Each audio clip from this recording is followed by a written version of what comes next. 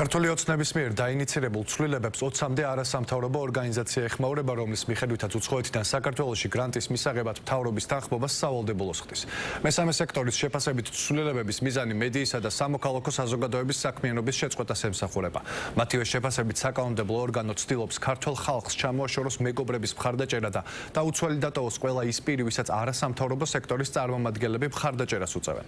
მესამე სექტორის შესაბამისი სამართლებრივი ნაბიჯების გადადგმასაც გეგმავს.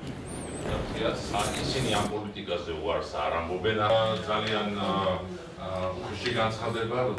აღნიშნული კანონი თავისი არსით და მოსალოდნელი შედეგით არის ხალხის დევნის აქტი და მიზნად ისახავს მოქალაქეების მმართველი პარტიის სადამსჯელო სისტემის პირისპირ დატოვებას და საერთაშორისო საზოგადოებისთვის მათი თანადგომის აკრძალვას.